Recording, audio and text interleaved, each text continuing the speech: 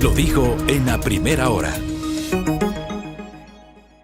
Muy bien, 8:10 en la mañana. Agradezco la gentileza de Magali Orellana, prefecta de la provincia de Orellana, de aceptar esta entrevista. Está enlazada con nosotros. Creo que a los añísimos le veo a Magali Orellana. Creo que desde que dejó la asamblea no tengo la oportunidad de entrevistarla. ¿Cómo le va, prefecta? Qué gusto.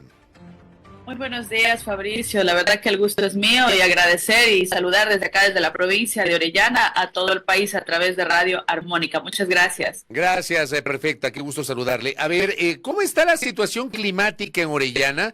Porque al igual que ha pasado en otras zonas del país, Orellana no ha sido la excepción y ha tenido dificultades justamente por la inclemencia del clima, prefecta. Cuéntenos. Desde el 5 de este mes, 5 y 8 fueron días realmente aterradores para las familias de la provincia de Orellana. Al momento se ha logrado evacuar el agua, hasta cierto punto se ha llegado con normalidad. Sí me preocupa, obviamente, el reporte del INAMI, que desde el 13 al 16 vamos a tener nuevamente precipitaciones. Al parecer se está cumpliendo, ya amaneció con una lluvia bastante fuerte. Esperamos que el accionar que hemos tenido como COE, porque obviamente nos activamos ya la semana pasada, el día de ayer, tuvimos una nueva reunión con el COE, con los miembros del COE, a tal punto de seguir avanzando con los acuerdos.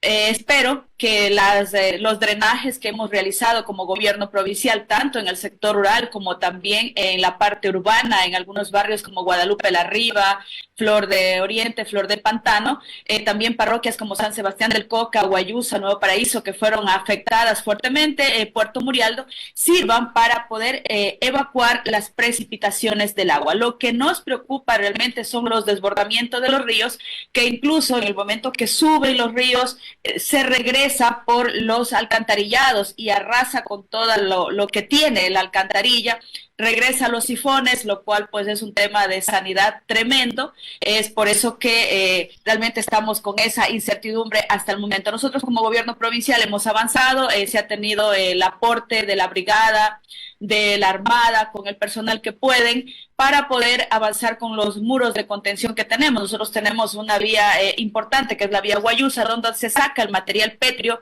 para dar mantenimiento y lastrar nuevas vías, y precisamente en el sitio donde se está estabilizando el talud, también tratamos de contener la fuerza de la naturaleza para que no se lleve las bases de un puente muy importante que es de competencia estatal del Ministerio de Obras Públicas.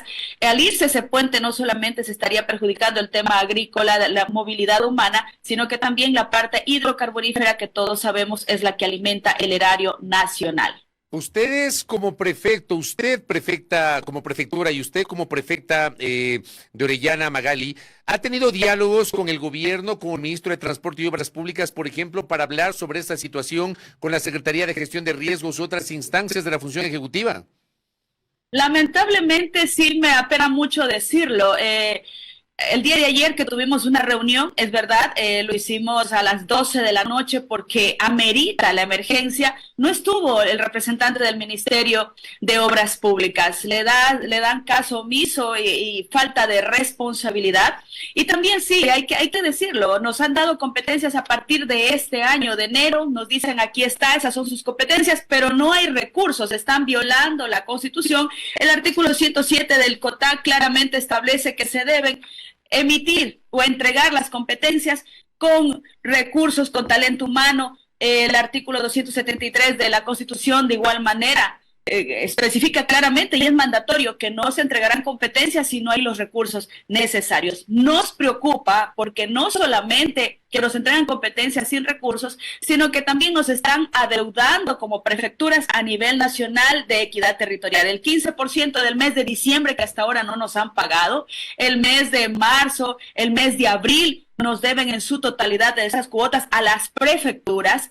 Y además de eso, lo que se refiere al Fondo de Desarrollo, solo la provincia de Orellana se debe 23 millones y a nivel de región amazónica del Fondo de Desarrollo, que es el tema de la ley amazónica, 407 millones.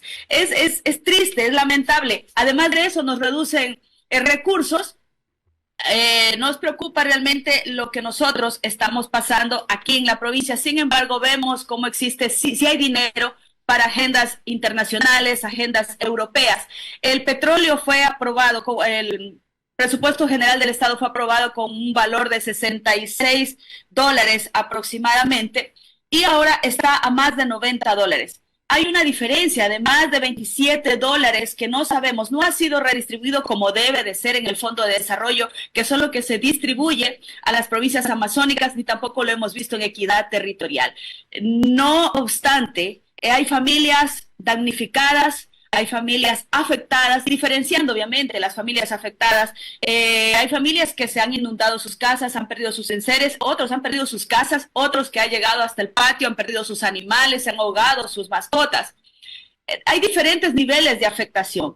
Va pasando el tiempo, de pronto hay familias donde se inundaron, evacuó el agua, han regresado a sus casas. Hay otras que obviamente no pueden regresar a sus casas porque perdieron sus casas. Inclusive en muchos de los casos a las orillas del río han perdido completamente su terreno porque el río se va llevando en su desbordamiento parte del terreno. Y eso es triste porque estas familias tendrán que empezar a volver. ¿Dónde está la participación del gobierno nacional? No la vemos. Ningún gobierno nos ha tratado tan mal como el actual gobierno. Nos apena muchísimo. Hemos realizado cartas desde que él se posesionó y hasta ahora no hemos tenido ninguna respuesta. La idea es no hay plata. No nos puede decir que no hay plata cuando se dedica a viajar, cuando utiliza recursos para otros temas, cuando hay familias que realmente lo han perdido todo. Que no hay plata y usted nos ha dicho que les deben $23 millones. No les han, ¿cuánto les han pagado en los últimos meses? Porque entiendo que el gobierno ha estado haciendo pagos, pagos parciales a los gobiernos locales. En el caso de Orellana, ¿les han pagado algo? A ver, de octubre y de noviembre nos dijeron, ¿aceptan bonos o no hay? No nos dieron otra opción, ¿bonos o no hay? Usted sabe que con bonos nosotros no podemos pagar repuestos, combustibles, ni siquiera nuestros impuestos. Tampoco se puede pagar a proveedores pequeños, no se puede pagar sueldos. Ha habido obviamente retrasos en el pago de sueldos, que también son familias de funcionarios públicos, y que cómo les exigimos trabajo si no se les ha pagado. Eso en cuanto al tema de equidad territorial, de diciembre nos deben el 15%, que representan unos 300,000, que para nosotros es bastante, una prefectura como la nuestra. Nos pagaron enero a cuentagotas, nos pagaron febrero hace poco y nos deben en su totalidad las cuotas de marzo y de abril. Ya estamos a mediados de mayo, nos preocupa que también se venza y que sigan con sus cuotas atrasadas. De equidad territorial es un aproximado de 4 millones. Súmele los 23 millones del Fondo de Desarrollo, que es una deuda que nos han dicho que nos quieren pagar en 10 años. La necesidad no espera. Eso prácticamente ya lo utilizó por parte del gobierno, porque eso viene directamente, eso no pasa al MEF, el tema del Fondo de Desarrollo viene directamente a las cuentas de los gobiernos provinciales. Sin embargo, lo utilizaron y ahora pues nos han dicho que eso lo quieren pagar en 10 años. Estamos nosotros también haciendo los oficios pertinentes para que se nos pague, sobre todo en estos temas de la emergencia, que nos han entregado una competencia violando la Constitución sin recursos, que por favor se nos remita esos recursos para nosotros poder atender la emergencia. Estamos utilizando recursos, estamos utilizando combustible. La Constitución es clara cuáles son nuestras competencias en el 263 y nos han dado otras competencias que nos toca en este momento utilizar ese recurso de los agricultores, utilizar esos recursos de la vialidad para temas de emergencia que nos han dado recién este año, donde no había obviamente dentro de un POA, porque eso no estaba estipulado dentro de la planificación normativa que teníamos como gobierno provincial. Ahora, y le preguntaba esto el otro día a Leonardo Orlando, prefecto de la provincia de Manabí, que nos visitó acá en la cabina. El problema que tienen ustedes, a diferencia tal vez de las municipalidades, es que no tienen otras fuentes de financiamiento. Por ejemplo, las municipalidades obviamente cobran impuesto predial, patente municipal, impuesto al rodaje, etcétera. Pero en el caso de las prefecturas, si no les entrega el Estado central las rentas que corresponden por la devolución del IVA, el tema de la ley de equidad territorial, ¿con qué se financian? Ustedes, por ejemplo, si en una provincia además petrolera, ¿cómo se financian si no reciben las rentas del Estado central, prefecta? Realmente no, como usted bien lo menciona y lo conoce y con conocimiento de causa lo manifiesta en este momento, para nosotros si no se pagan las cuotas que corresponde a los gobiernos provinciales, realmente no hay otra manera de financiamiento. Hemos tratado de avanzar como podemos porque nos están pagando a cuentagotas como que fuéramos mendigos y con eso es lo que estamos tratando de paliar la situación, no solamente nuestras competencias. El día de ayer que tuvimos atención al público, las personas vienen con una necesidad latente, con una necesidad de primera línea, necesitan vialidad. El agricultor necesita el apoyo. Estamos hablando que necesitamos que los agricultores impulsen su producción, pero si no le estamos aportando con vialidad y en lugar de eso, su recurso lo están utilizando, nos están obligando a utilizarlo en una emergencia que no es nuestra competencia, que son competencias del gobierno nacional. Y eso es lo que a nosotros realmente nos tiene muy molestos, que no entendemos cuál es la capacidad intelectual del actual gobierno, que no analice que la responsabilidad de los gobiernos seccionales está directamente con ciudadanos y si desde acá no se atiende con el recurso que debe venir del gobierno nacional, porque no le estamos pidiendo nada adicional, lo que le estamos simplemente solicitando es que se cumpla con las cuotas que corresponden. Hemos pedido también el tema de la reforma dentro de la CTA, para que de una o de otra manera dentro del reglamento se pueda estipular como estaba antes. Anteriormente sí constaba dentro de la CTA que se pudiera presentar proyectos para el tema de prevención, mitigación, incluso para el tema de la construcción de infraestructura para poder remediar estas crisis o desastres. Actualmente dentro del reglamento ni de las líneas de inversión de la CTA, que es la Ley de Circunscripción Territorial Amazónica, no lo han dejado. Es lamentable. Hay técnicos que se creen dueños del recurso de los amazónicos, inclusive técnicos que ni siquiera pertenecen a la Amazonía, que están trabajando en la CTA y no conocen nuestra realidad. Vienen desde un escritorio a querer pretender decidir de qué manera se pueden utilizar los recursos cuando somos nosotros los que estamos luchando día a día por tratar de superar estas crisis que se nos presentan y además de eso la cotidianidad que también influye muchísimo en el desarrollo de los pueblos que estamos acá en la Amazonía. Ahora bien, el año anterior, Orellana fue una de las 2 provincias del país que no se pronunció a favor de la consulta popular respecto de la intervención petrolera en el Yasuní ITT. ¿Cómo está la situación petrolera en la provincia, prefecta?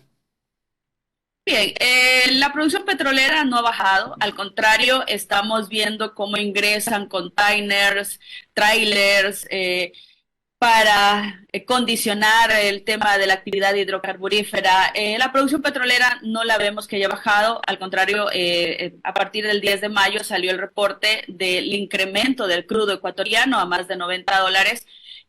Referente al bloque 43, Petroecuador va de manera paulatina tratando de bajar quizás la producción, pero sigue operando. La situación de la provincia de Orellana y de Sucumbíos obviamente es el tema del trabajo.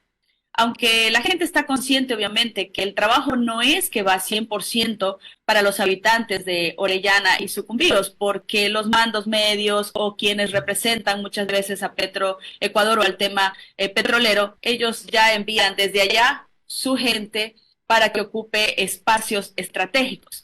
Obviamente la situación acá es bastante difícil, también se toma en consideración el asunto medioambiental, el asunto del ecosistema del Yasuní. Son temas que sí deja con 2 aristas y con sentimientos encontrados en cuanto a la necesidad que se tiene del trabajo, el derecho al trabajo, de poder avanzar y también de conservar el medio ambiente. Y precisamente este tipo de desastres que están ocurriendo es por no tener previsión en conservación del medio ambiente. ¿Y cómo le ve usted este decreto ejecutivo, el 257 expedido la semana anterior por el presidente Noboa, donde crea el Comité de Ejecución de la Voluntad Popular del Yasuní ITT con la finalidad de cumplir la voluntad popular, dice el decreto, con respecto al retiro progresivo y ordenado de toda actividad relacionada a la extracción de petróleo en el bloque 43? ¿Cómo le ve usted, prefecto? Bien, en este sentido, el decreto del presidente, pues no vemos que se esté cumpliendo hasta el momento, va paulatinamente, como lo mencioné hace un momento. No sabemos realmente cuál sea su hoja de ruta, porque vemos que está actuando de manera visceral en algunos casos.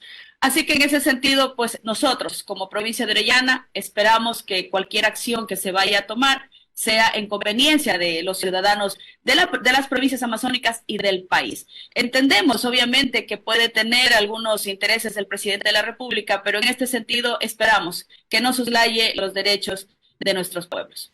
Prefecta, ¿cómo está la situación vial de la región amazónica? Si yo, por ejemplo, quiero ir de Quito hasta el Coca, ya para graficar un poquito esto, ¿cómo están las carreteras? Es algo de lo que habíamos pedido dentro de la cumbre amazónica, que la hicimos ya aproximadamente fue el 25 de abril, exactamente la cumbre amazónica donde se reúnen las 6 provincias. Dentro de las resoluciones que se tomaron fue exigir al gobierno nacional. Existían aparentemente un crédito para poder ya realizar el mantenimiento vial. Desde Quito hasta el Coca, prácticamente una vía destrozada que cada vez se hace más largo el trayecto. Cuando estaba obviamente en medianas condiciones se hacía de 4 a 5 horas el traslado, la movilización, pero ahora ya son de 6 a 7 horas.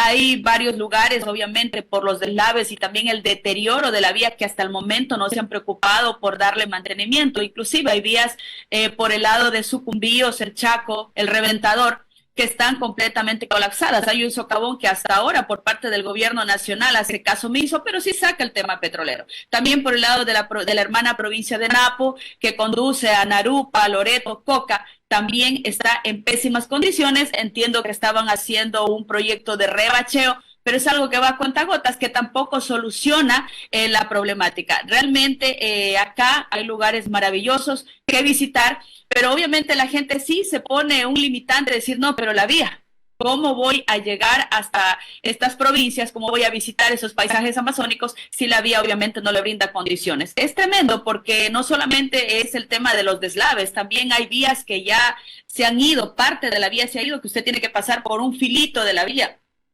Esas no son condiciones en que ningún gobierno deba tener a su pueblo.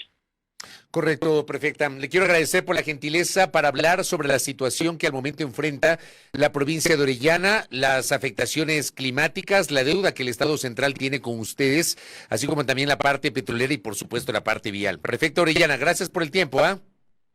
A usted muchísimas gracias por la oportunidad. Bendiciones. Gracias, Magali Orellana, que ha estado con nosotros, prefecta de la provincia de Orellana, conversando aquí en A Primera Hora sobre la grave situación que enfrentan. Hay sectores del país que evidentemente tienen una serie de complicaciones producto de las condiciones climáticas. Acá en Quito hay días que llueve, hay días que no llueve, pero hay zonas en donde realmente los aguaceros han generado dificultades, afectaciones en las vías. Lo que pasa en las rutas del Azuay. La provincia de Azuay lamentablemente tiene dificultades, esas rutas que enlazan el Azuay con la costa ecuatoriana. Los permanentes problemas de la carretera Cuenca-Molleturo-Naranjal, por mencionar un ejemplo. Lo que pasa en la carretera Cuenca-Girón-Pasaje, que también es otra dificultad que tiene esa zona. Nos encontramos también a nivel vial con la situación de la carretera que enlaza Riobamba con Colta, con Payatanga, con Cumandá y con Bucay. Y ese tramo de Colta hasta Cumandá es realmente de terror y era una vía de primer orden hasta hace algún tiempo. Bueno, veamos obviamente cómo responde el gobierno, además de la deuda. Nos decía Magali Orellana, 23 millones de dólares es la deuda que tiene el Estado central con la prefectura de la provincia de Orellana. Primera Plana. Todas las noticias, todas las voces.